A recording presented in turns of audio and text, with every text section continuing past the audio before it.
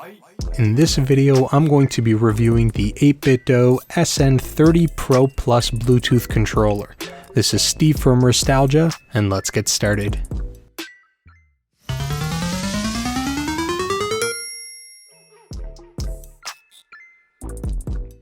So this is the latest installment of a full-size controller by 8BitDo, and it is probably the best one that they've put out so far. Taking a look at the packaging, we can see that it comes in a very sleek and well-designed box, and it provides all the information that you need in terms of its compatibility right on the back. So looking at the back, you can see that this controller can connect to a ton of different devices. You can connect to the Nintendo Switch, it runs on macOS, you can connect to your Windows device or Steam, it'll also run on Android devices, and of course it will be able to run this on the Raspberry Pis. And because you can connect this to pretty much any device you want, it is a great universal controller. Now let's go ahead and get this thing out of the box. So as I mentioned, it comes in a really nice sleek little box, and as soon as you remove the lid, you're going to notice a little card in there that's going to give you information about the ultimate software that you can use to do some custom configuration of this controller. Now I'm going to talk about that a little bit later in the video, so we're going to skip past that. But next we've got a form-fitted plastic cover over top of our controller. Once we remove that, we have access to the actual controller. And I do gotta say, this controller is absolutely stunning. Now I went ahead and got the Super Nintendo style one. There are other color schemes you could have gone with, like an all black controller or a slightly darker gray one with burgundy colored buttons, but I happen to like this one the best. Next, we're going to get a set of instructions which will give us all the information we need on how to pair our device to all the different options that we have. And then of course we've got a USB Type-C USB adapter.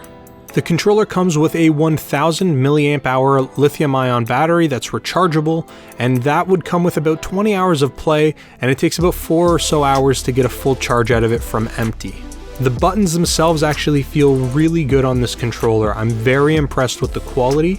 Everything feels really nice, and to be completely honest, it feels in line with some of the first-party controllers that we would see from Microsoft, Nintendo, or from Sony. The controller also has a 6-axis motion sensor built right on into it, so that's really cool if you plan on using any of the motion controls for your games. And this feature specifically would do really well with the Nintendo Switch. In terms of the L and R buttons, they feel really good. The L2 and R2 buttons are actually pressure sensitive as well. And one of my favorite features about this controller is when you take a look at the front pad, the X, Y, and the AB buttons, they replicate the concave and convex style of the buttons from the original Super Nintendo. The X and Y buttons are concave, and the A and B buttons are convex, and they just feel really good. 8BitDo has included some very high quality analog sticks that work well, and they've got a great feel to them.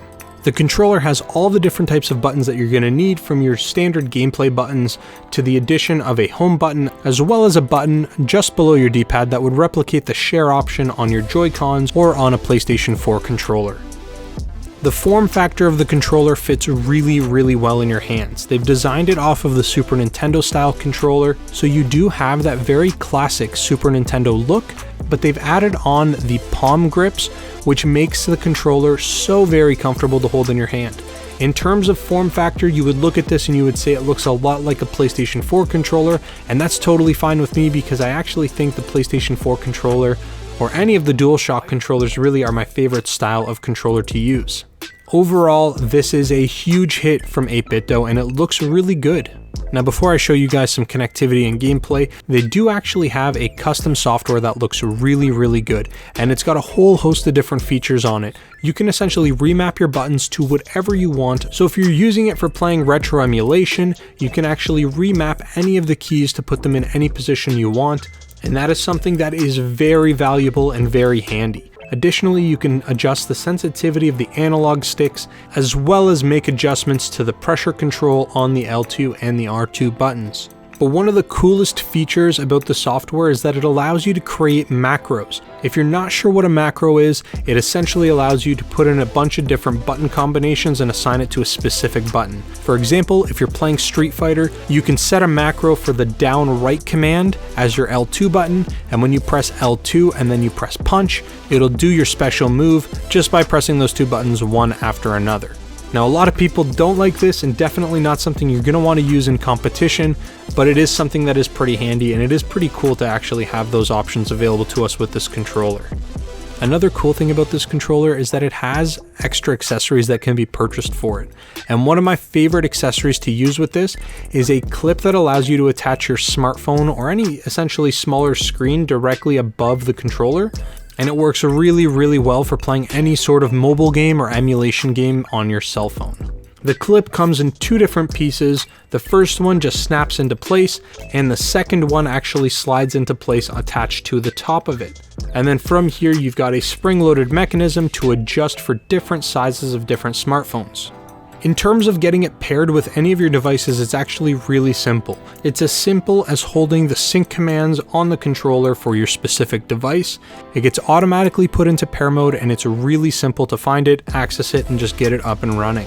Now, I was able to get this connected to my Nintendo Switch as well as my mobile phone, and it took me less than 30 seconds for each one of them, and it functioned really good. Now, one of the downfalls with playing this on the Nintendo Switch is that there isn't an ability to turn on the Nintendo Switch from the controller like you would with the Switch Pro controller or with your Joy-Cons. So you still do have to go physically turn on your Switch and then turn on your controller in order to get it to work. But that is a small little hiccup, and I'm sure that down the road this is something that can be fixed with a firmware upgrade. In terms of the way that the device actually handled the gameplay, it was great. Honestly, this is becoming one of my favorite controllers that I've ever used. It works really well to play games on the Nintendo Switch and on my phone. This would be a great controller for a Raspberry Pi build or any other Bluetooth device, Android box, or anything along those lines that you use for gaming. In terms of compatibility with mobile games, it worked really well out of the box for almost any of the games that I tested. With that in mind, it will only work with apps that have joypad support. In terms of price point, this retails for about $50 US, and I know that's on the higher end of some of the third-party controllers, but honestly, if you were to get this thing, you would not be disappointed. The quality of this thing is as good as any first-party controller that I've ever used. If you've been on the fence about picking up one of these guys, I would definitely say make the jump and do yourself a service by grabbing this controller. If you're thinking about grabbing a Switch Pro controller or something along those lines, you should consider doing this one instead. It's more versatile and much more customizable to make your gameplay experience that much better. As always, I will have links in the description down below for you guys to check them out. But that's pretty much all I've got for you guys in this video. Thank you so very much for watching.